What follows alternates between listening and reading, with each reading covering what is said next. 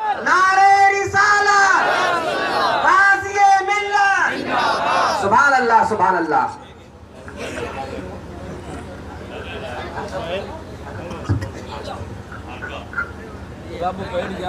بیٹھ جاؤ بیٹھ جاؤ۔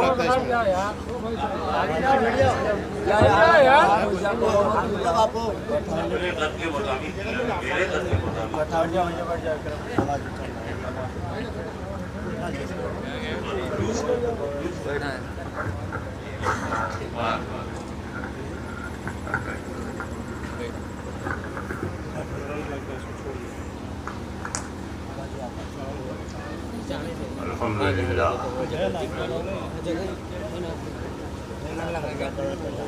الحمدللہ نحمده ونستعینه ونستغفره ونؤمن به ونتوکل علیہ ونعوذ باللہ من شرور انفسنا ومن سیئات اعمالنا من يهده الله فلا مضل له فلا هادي له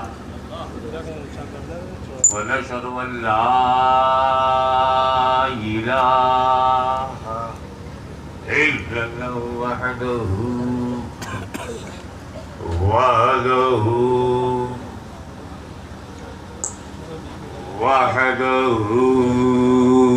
لا شريك له ونشهد أن سيدنا ومولانا وحبيبنا وشفيعنا وطبيب قلوبنا وشفاء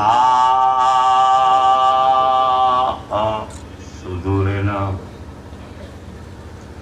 وغوثنا وغياثنا ومغيثنا ومعيننا وقطبنا وفريدنا ونظامنا وسراجنا وغيانا وأشرفنا ونور عيننا محمد عبده ورسوله صلى الله تعالى عليه وعلى آله وصحبه أجمعين أما بعد أعوذ بالله من الشيطان الرجيم بسم الله الرحمن الرحيم إن الدين عند الله الإسلام صدق الله مولانا العلي العظيم وبلغنا رسوله النبي الأمين الكريم ونحن على ذلك لمن الشاهدين والشاكرين والحمد لله رب العالمين۔ بارگاہ رسالت اور اہل رسالت میں درود پاک کا ہدیہ پیش کریں۔ اللہم صلی علی سیدنا مولانا محمد وعلی آل سیدنا مولانا محمد مبارک وسلم، صلاۃ و سلام علیک یا رسول اللہ۔ كما تحب وترضى بأن تصلي عليه صلاة وسلام عليك يا رسول الله۔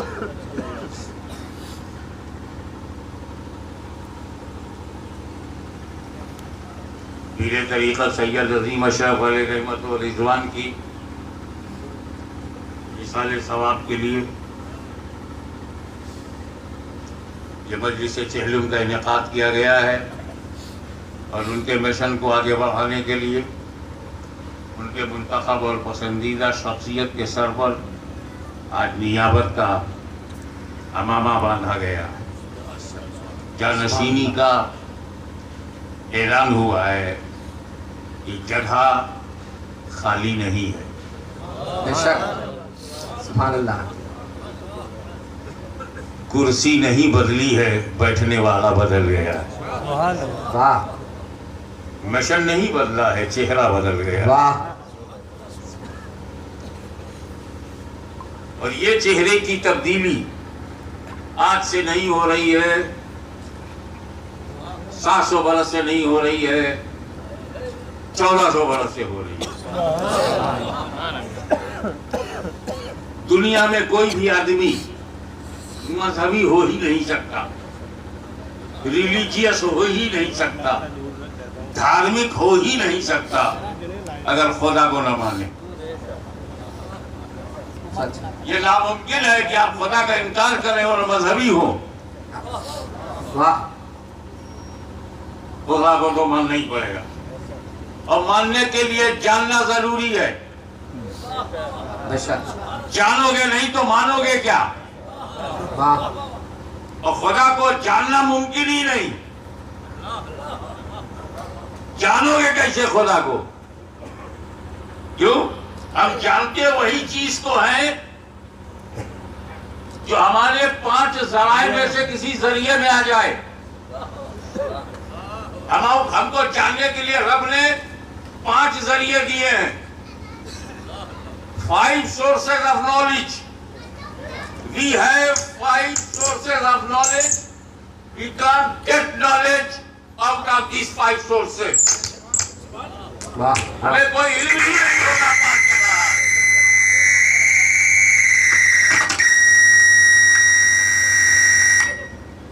میں جہاں جاتا ہوں وہاں کچھ لوگ چیخنے لگتے ہیں، لیکن یہ کیونکہ اپنا ماحول ہے اس لیے مائک چیخ رہا ہے. لوگ خوش ہیں، مائک چلا رہا ہے. یہ کہاں سے آ گئے؟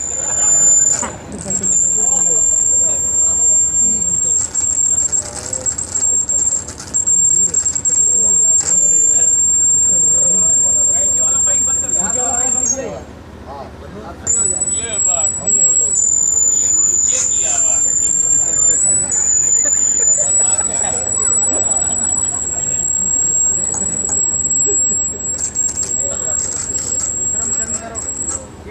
آواز وہاں سے نکالا کرو، یہاں سے وضو نہ ٹوٹے.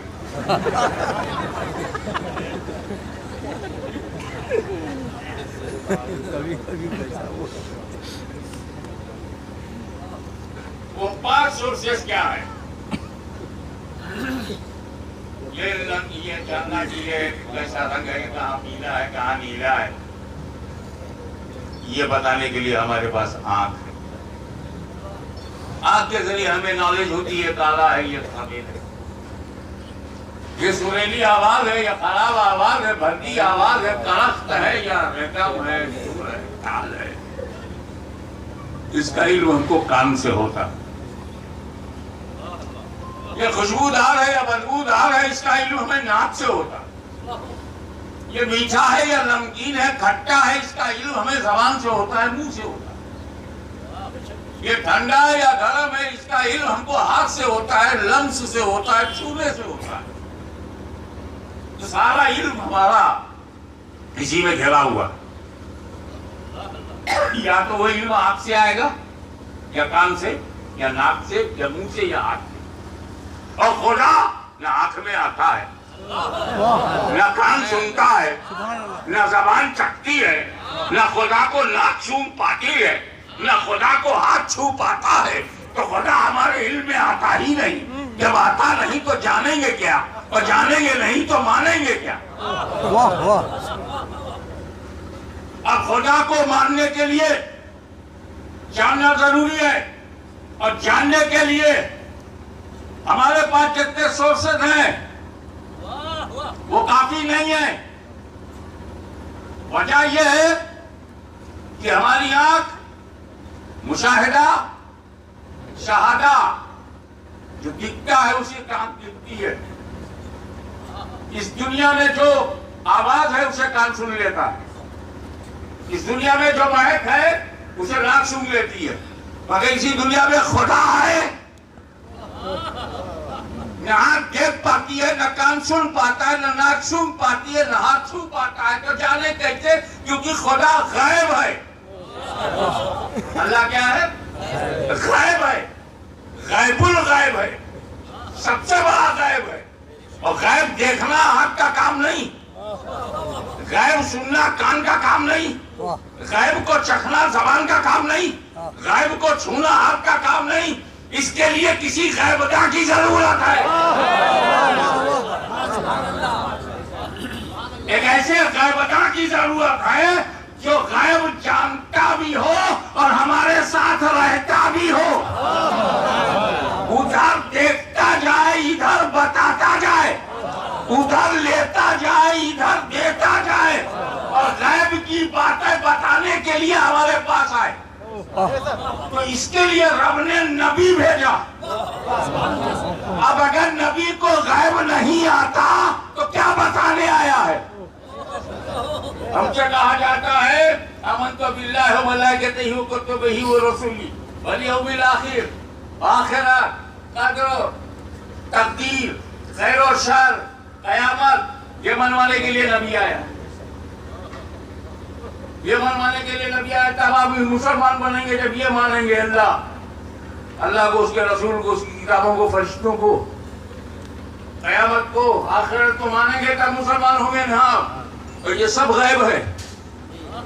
اللہ غیب، کتابیں غیب، رسول غیب، نبی غیب، قیامت غیب، آخرت غیب. تو یؤمنون بالغیب، اب غیب پر ایمان لاؤ. اور اگر رسول کے علم غیب پر ہمیں شبہ ہوگا تو کس کے بھروسے پر غیب کو مانیں گے؟ اسی لیے جو لوگ نبی کے غیب سے انکار کرتے ہیں وہ اپنے توحید کے عقیدے کو کمزور کرتے ہیں. ایسا کہنے لگے میں تو ثابت کر دوں گا نبی کے بغیر بھی خدا کو. کیسے کریں گے بھائی؟ قل هو اللہ احد، قل هو اللہ احد، اللہ ایک ہے. یہ کیا ہے؟ آیت ہے. کہاں کی آیت ہے؟ قرآن کی آیت ہے. قل هو اللہ احد. قرآن کیا ہے؟ اللہ کتاب ہے. تو کیسے معلوم اللہ کتاب ہے؟ نبی نے بتایا. بات تو جا کے نبی ہی پہ ختم ہوگی. تو سیدھے سیدھے نبی کو مان لو. اب اللہ نے اپنے کو پہچانوانے کے لیے انبیاء بھیجے. اللہ نے اپنے قانون پر عمل کروانے کے لیے نبی بھیجا. نبی آتے رہے، دین بتاتے رہے. نبی آتے رہے، شریعت بتاتے رہے. نبی آتے رہے، رستہ دکھاتے رہے. پھر اچانک کئی ہزار برس کے بعد ایک فیصلہ آیا، وَلَٰكِن رسول اللہ وخاتم النبیین. فیصلہ یہ آیا لیکن اللہ کے رسول ہے اور آخری نبی. اب نبی آنا بند.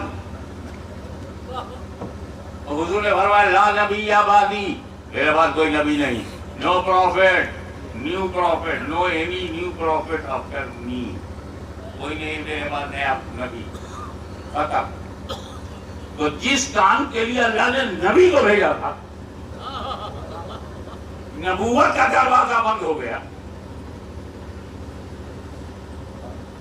نبوت کا دروازہ بند ہو گیا. آخری نبی.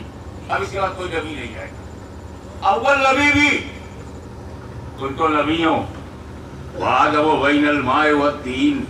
میں تو اس وقت نبی تھا جب آدم مٹی اور پانی کے درمیان تھے.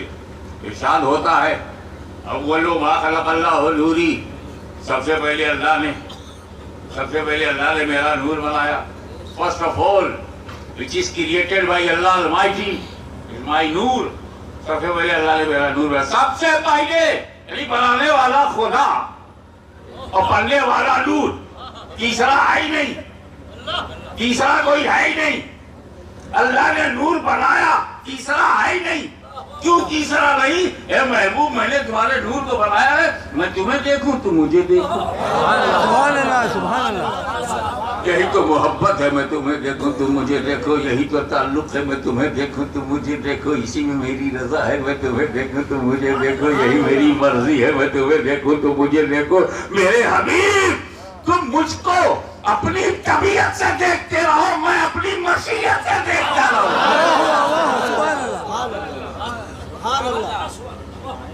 اب ایک مسئلہ تاکہ آسانی کے ساتھ میں جمپ مار کر اپنے ٹاپک پہ آتا ہوں.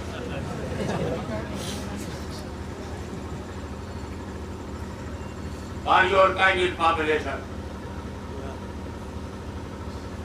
رمضان کے چاند کی گواہی اگر 29 شعبان کو درکار ہو تو ایک ہی گواہ کافی ہے. یہ آپ کے لیے انفارمیشن بہت ضروری، کیونکہ 2 گواہ بہت مشہور کر دیے گئے. اگر 2 گواہ یا 2 سے زیادہ گواہ ضروری، 2 گواہ کم سے کم ضروری ہیں. عید کے لیے، روزہ چھوڑنے کے لیے. کیونکہ چھوڑنے میں غلطی کی جا سکتی، جلدی سے نجات حاصل ہو، اس لیے گواہ پر گواہ. اور رمضان شریف میں کون جھوٹی گواہی دے گا بھوکا رہنے کے لیے؟ کتنا سائیکولوجیکل اسلام ہے، کتنا نیچرل اسلام ہے. جہاں ڈاؤٹ نہیں ہے وہاں ایک ہی کافی ہے. جہاں شک نہیں ہے وہاں ون آئی وٹنس سفیشینٹ انف.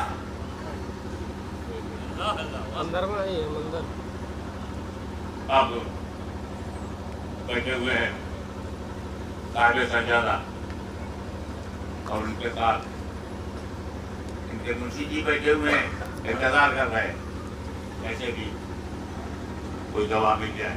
دو گواہ 29 شعبان، دو گواہ مفتی صاحب اعلان کر دیجیے. کیا چاند ہو گئے؟ آپ دونوں میں سے کس نے دیکھا ہے؟ ہم دونوں نے سنا ہے. مفتی صاحب نے قلم رکھ دیا. چار آئے. ہاں اس میں تو کسی نہ کسی نے کہا جی ہم چاروں نے سنا ہے. دو آئے، چار آئے، چھ آئے، ایسے 150 گواہ آئے. سب نے کہا میں نے سنا ہے. تب تک منشی جی فلیٹ اپ ہو گئے، دماغ گرم ہو گیا. اب مفتی صاحب سب آ رہے، کوئی دیکھنے والا نہیں آ رہا ہے، سب سننے والے آ رہے ہیں. کہو تو دروازہ بند کر دوں. رات کے 12 بج گئے ہیں، کہو تو دروازہ بند کر دوں. مفتی صاحب سمجھدار، تجربے کار، اور کہا دیکھو ایسا ہے دروازہ کھلا رکھو. توجہ، دروازہ کھلا رکھو، شاید دیکھنے والا آ جائے. رات کے 1 بجے ایک بزرگ تقویٰ شعار، شریعت کے پابند، چہرے پہ نور، رونق افروز ہوئے. مفتی صاحب کے پاس آئے، کہا میں گواہی دینے آیا ہوں. مفتی صاحب پہلے سے گرم بیٹھے تھے. کیا تم نے بھی سنا ہے؟ کہا نہیں میں نے دیکھا ہے. اور مفتی صاحب نے قلم اٹھایا، کہا شہادت سرائی مل رہی ہے، کل سے لوگ روزہ رکھتے ہیں. اچھا صاحب گواہی دے کے وہ چلا گیا. تب مفتی صاحب نے تم سے کہا بابو اب دروازہ بند کرو. دیکھنے والا آ گیا، گواہی دے چکا، اب کسی کے گواہ کی ضرورت نہیں. دیکھنے والے نے گواہی دے دی تو گواہ کی ضرورت نہیں، تو اب دروازہ بند کرو. بلا تشبیہ خدا کی وحدانیت کی گواہی دینے کے لیے جب حضرت آدم آئے، لا الہ الا اللہ آدم صفی اللہ، تو لوگوں نے پوچھا لا الہ الا اللہ کا دعویٰ کرتے ہو، دیکھا ہے کیا؟ حضرت شیخ نے کہا لا الہ الا اللہ. زمانے نے پوچھا دیکھا ہے کیا؟ نوح نے کہا لا الہ الا اللہ. گواہی سچی ہے، گواہی پکی ہے، گواہی یقینی ہے، گواہی الہامی ہے، گواہی وحی الہی پر ہے، گواہی ڈائریکٹ رابطے پر ہے. لیکن دیکھا ہے موسیٰ علیہ السلام آپ نے کہا میں نے کہا دیکھا ہے. وہ جو طور پہ دیکھا تھا وہ صفت کی تجلی تھی، ذات کی تجلی نہیں تھی، صفت کی. اور وہ بھی کیا دیکھنا، نظر ملایا نہ نظر رہی نہ ذہن رہا. خر موسیٰ صعقا، یہ موسیٰ بے خود، بے خودی میں دیکھنا کیا؟ دیکھا تو میں نے بھی نہیں. آدم علیہ السلام سے لے کر عیسیٰ علیہ السلام تک 1,24,000 کم و بیش انبیاء آتے رہے، خدا کے ایک ہونے کی گواہی دیتے رہے. زمانہ پوچھتا رہا کیا تم نے دیکھا ہے؟ تم نے دیکھا ہے؟ نہیں ہم نے سنا ہے. یقینی طور پر ہم جانتے ہیں اللہ کے سوا کوئی معبود نہیں. دیکھا ہے کیا؟ واہ واہ واہ. لیکن 12 ربیع الاول کی صبح شادی کو پیدا ہو کر 40 سال کی عمر میں پاران کی چوٹی پہ کھڑے ہو کر جب میرے نبی نے کہا اللہ کے سوا کوئی معبود نہیں، تو زمانے نے پوچھا کیا تم نے بھی سنا ہے؟ بولے نہیں میں نے دیکھا ہے.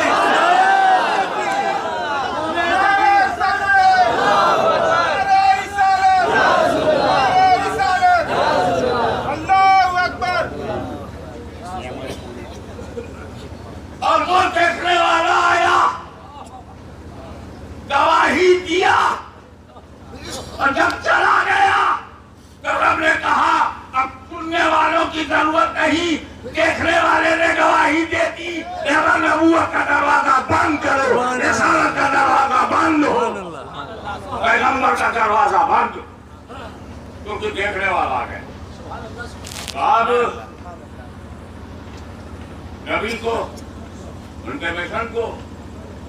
آگے بڑھانا.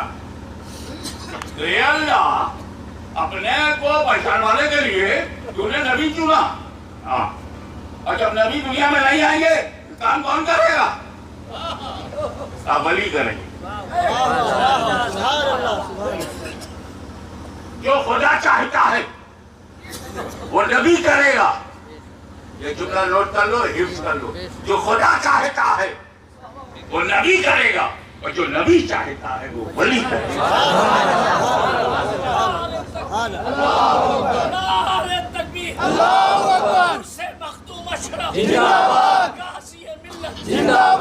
اب اگر کسی کو خدا کا جانا ہے تو نبی کا دامن ہاتھ میں ہونا چاہیے. اسی لیے پوری دنیا کو میں نے دیکھا ہے. 5 مہادیپ میں گیا ہوں. امریکہ ہو، یورپ ہو، افریقہ ہو، ایشیا ہو، آسٹریلیا ہو، کوئی بھی ہو، کئی بار میں گیا ہوں. اور میں نے بھارت میں بھی دیکھا، اپنے دیش میں تو بچپن سے دیکھ رہا ہوں کہ جس قوم کے پاس نبی نہیں ہوتا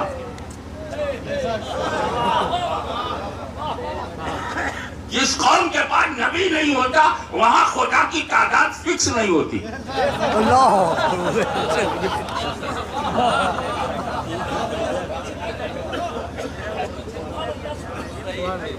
نبی ہوگا تو تعداد فکس ہوگی، چاہے ایک سے زیادہ فکس ہو. اگر نبی ہے تو تعداد فکس کرنا پڑے گا، چاہے ایک سے زیادہ ہو لیکن تعداد فکس ہوگی. اور جہاں نبی ہے ہی نہیں وہ تعداد ہی فکس نہیں. 35 کروڑ ہیں، جناتی لوگ ہیں، آدم کی اولاد ہیں. اگر یہ سارے مہاپروش آدم کی اولاد ہے تو آدم کے دھرم پہ ہوں گے. چاہے کوئی 5000 برس پرانا آدمی ہو، 10,000 برس پرانا انسان ہو، ہوگا تو آدم ہی کی اولاد.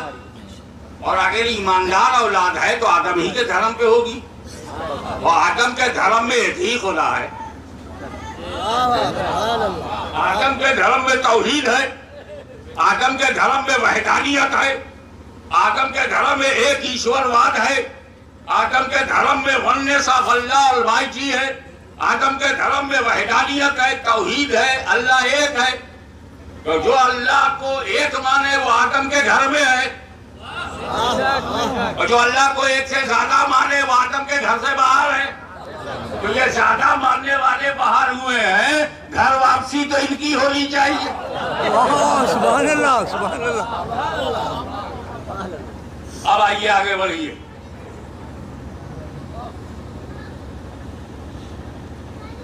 خدا کو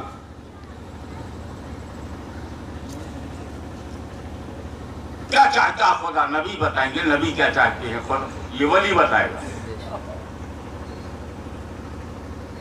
خدا ادرشیہ ہے، لامحدود ہے، اننت ہے، نراکار ہے، اور ان بندوں کو آکار ہی راستہ دکھا سکتا ہے.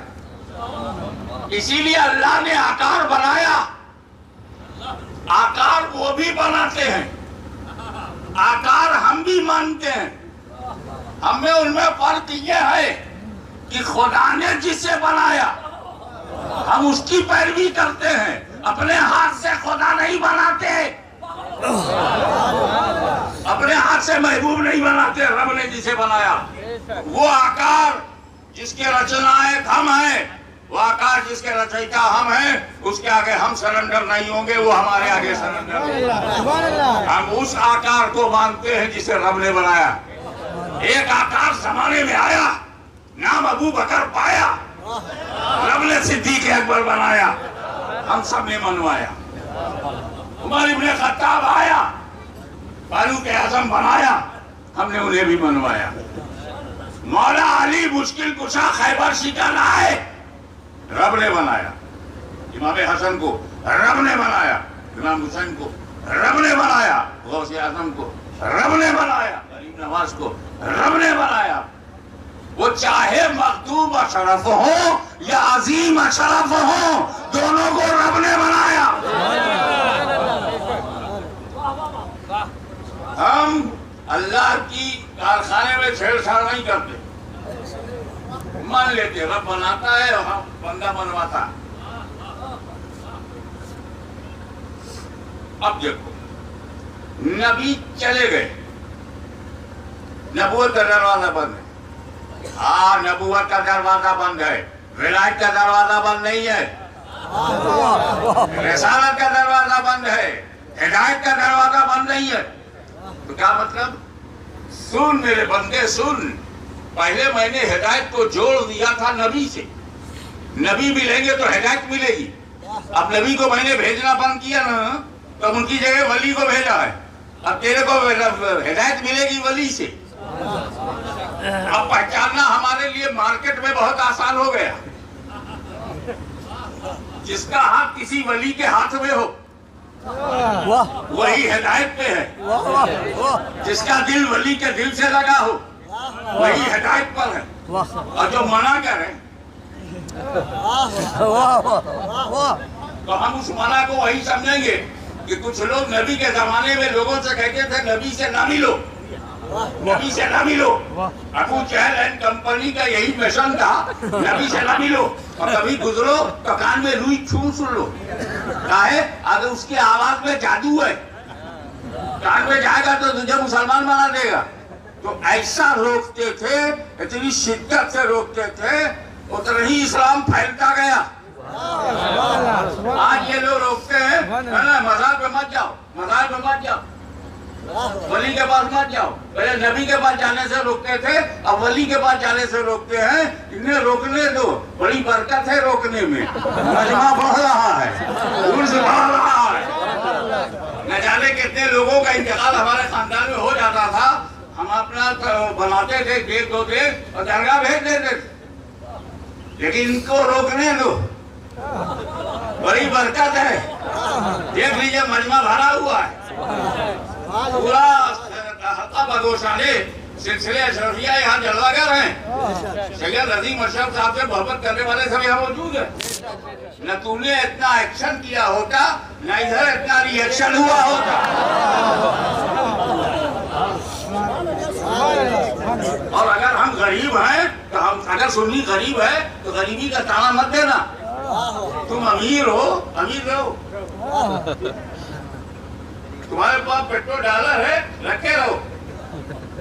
تمہارے پاس سعودی ریال ہے, مبارک ہو.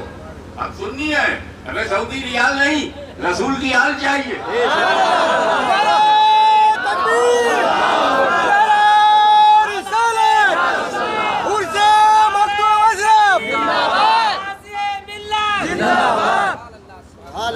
ہم دنیا کے لیے ایک ہوتے ہیں, دین کے لیے ہمیں ایک ہونا ہے. دین کے لیے بھی ایک ہو جاؤ, دنیا کے لیے بھی ایک ہو جاؤ.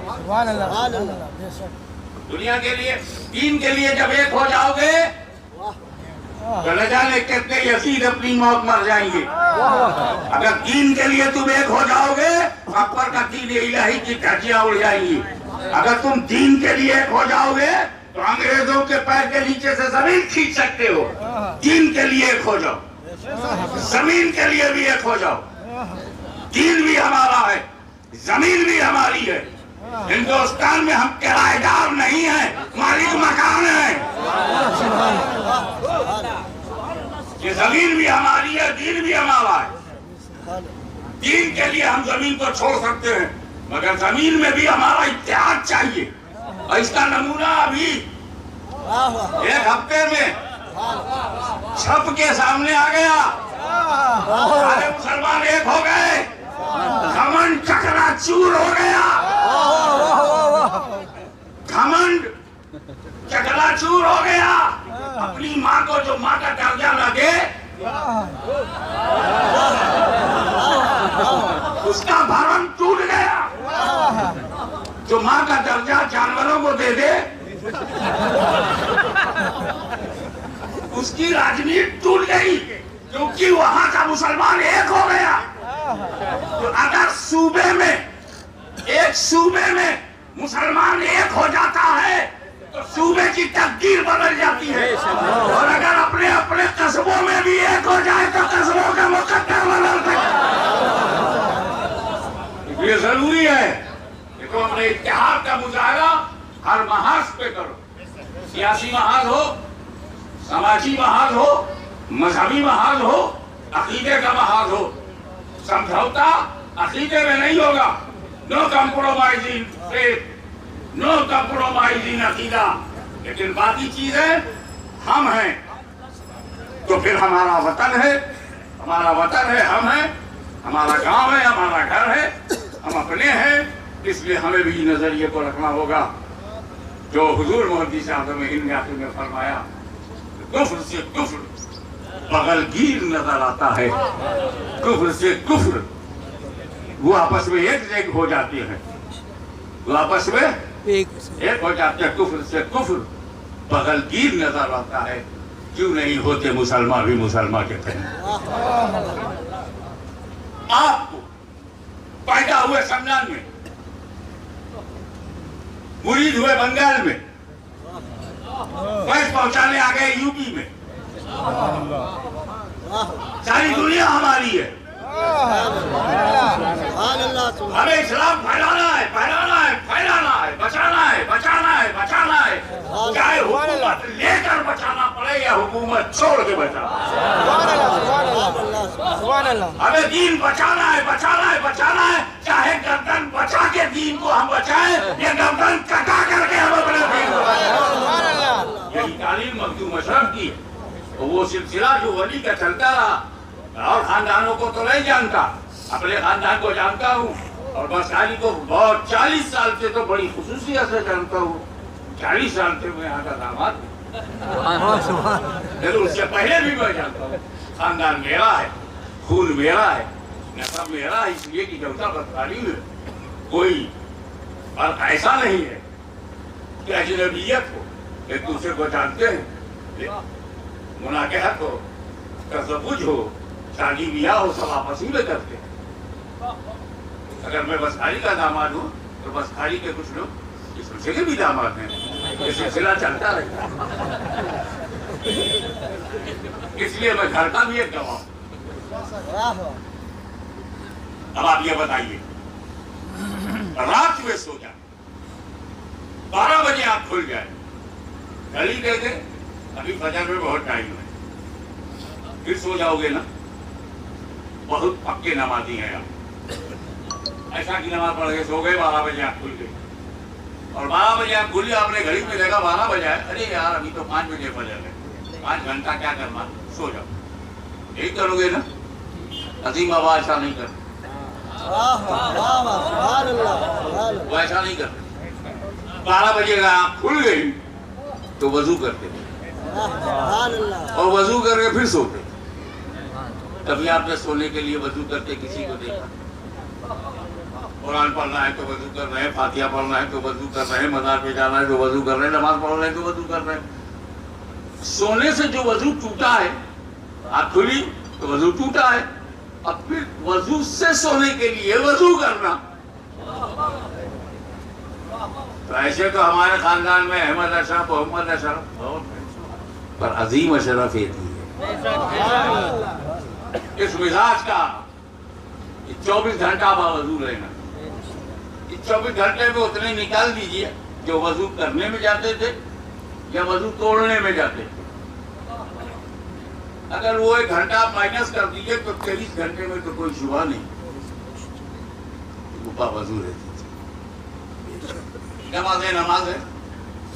ہم لوگ سال میں ایک بار عید کی تیاری کرتے ہیں، اندر کی بات بتا رہا ہوں.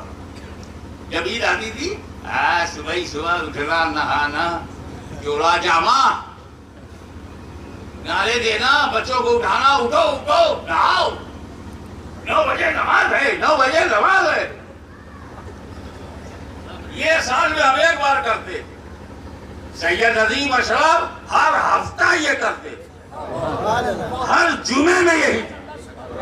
ان کا جمعہ ان کی عید، جمعے کی تیاری صبح سے، اور جب تک جمعہ پڑھ نہیں لیتے تھے، جمعے کا جشن، جمعے کا نعرہ، جمعے کی خوشی، جمعے کی مسرت، جمعے کی تیاری. ابے یہ وضو کر کے جوڑا پہن کر کے جمعہ ہو گیا، مگر نہ صبح سے دوپہر تک ایسا سے عظیم اشرف پر یہ کوئی عظیم عید آ گئی ہے جس کی تیاری میں مصروف عمل ہو گئے ہیں. آپ ذرا غور فرمائیے. اور جب جمعہ ہو جاتا تھا تو بھی باوجود عصر اور عصر کا وقت ہوتا ہے وہ ہم لوگوں کی خاص دعوت کا ٹائم ہوتا ہے.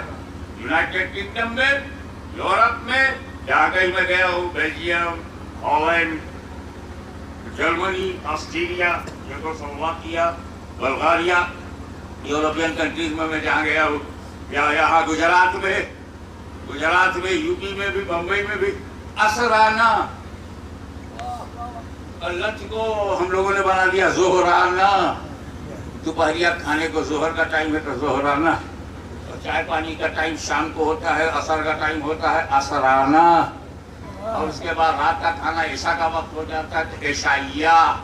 تو لنچ ہو گیا ظہرانہ اور ڈنر ہو گیا عشائیہ. اور یہ جو ہم لوگ کہتے ہیں ٹی ود ریفریشمنٹ تو وہ ہو گیا عصرانہ. تو عصرانہ ہماری خصوصیت کے ساتھ دعوت ہوتی تھی. یہ ہمارے باوا بیٹھے ہوئے ہیں سید رئیس اشرف صاحب کی صاحب سے پوچھی کتنے عصرانے انہوں نے اٹینڈ کیے ہوں گے، انہیں یاد بھی نہیں ہوگا. یہ ہمارے مولانا حسن عسکری پرانی میاں وہ بھی ہاں یہ رات قابل ہے کوئی سمدانی لائن میں. لیکن جن لوگوں نے چچا جن لوگوں نے عصرانہ چکھا وہ گنتی نہیں معلوم. ہاؤ مینی ٹائمس ایٹ عصرانہ. مجھے پتا نہیں کہ میں 10,000 بار عصرانہ کھایا ہوں یا 20,000 بار یا 24. I don't know. لیکن میں یہ جانتا ہوں کہ عصر کی نماز کے بعد مغرب تک عظیم اشرف نے کچھ نہیں کھایا، کبھی نہیں کھایا. شخصیت. قبر میں جانے کا مطلب یہ نہیں ہوا کہ وہ ختم ہو گئے. ہمارے ہاں موت مارنے نہیں آتی، ٹرانسفر کرنے آتی.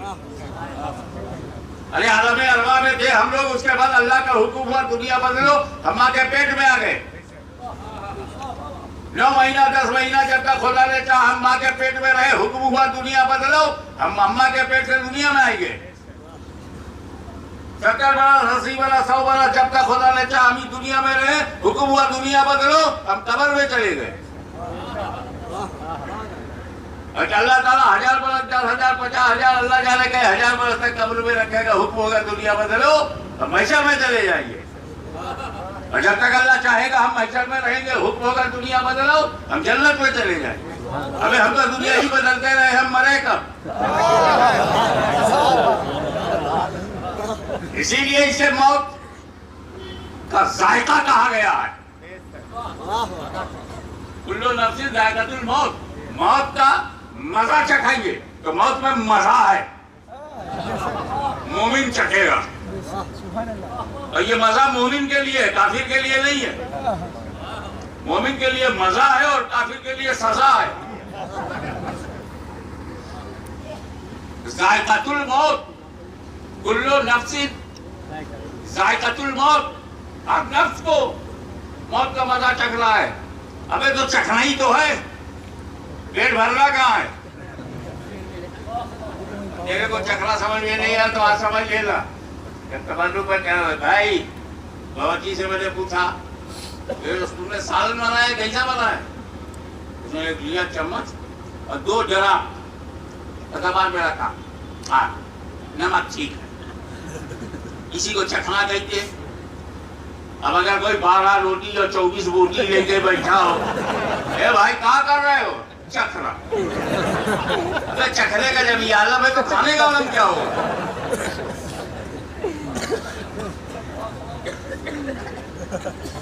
چکھنے کا جب یہ عالم ہے کھانے کا عالم کیا ہوگا؟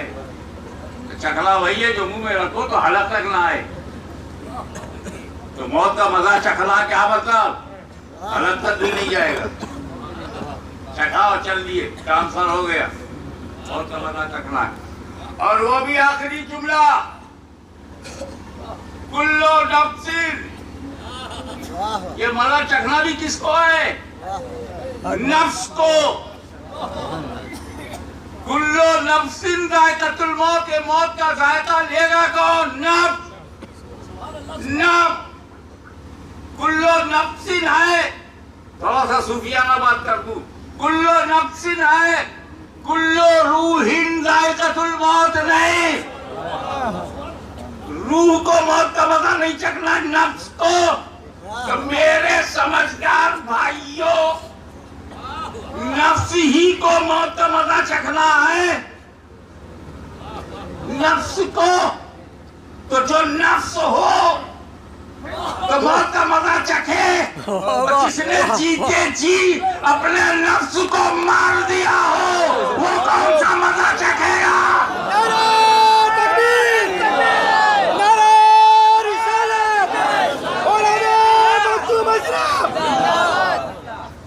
یہی وجہ ہے کہ پیر طریقت سید عظیم الشان کا جب آخری وقت آتا ہے، جھکی ہوئی گردن، سورہ یاسین کی سماعت، نہ آنکھ پھڑکی، نہ کوئی ہچکی آئی، نہ کوئی تکلیف آئی، صرف نفس چلتے چلتے لفظ رک جائے۔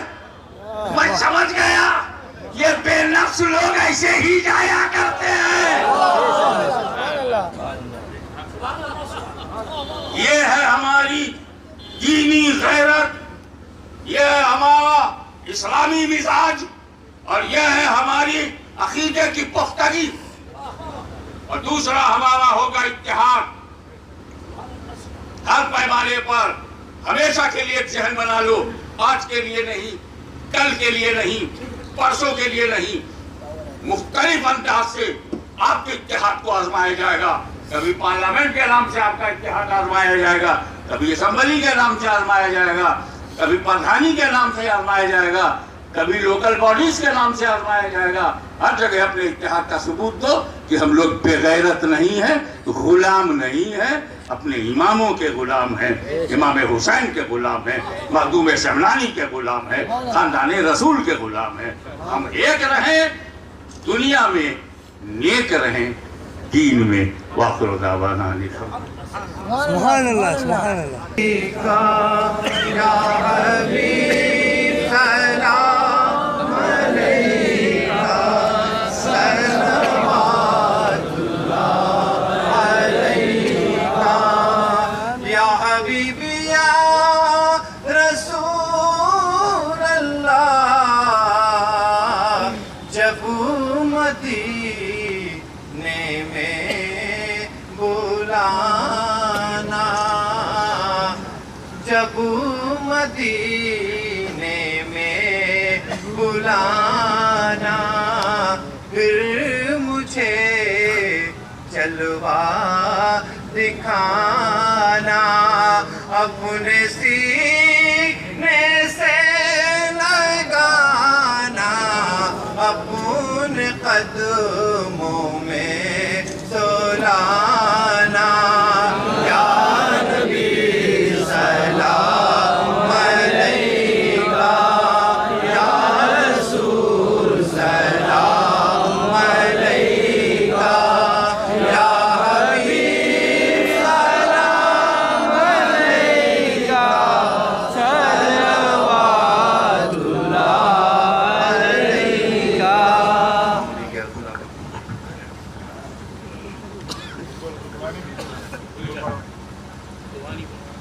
بیٹھ جائیے آپ۔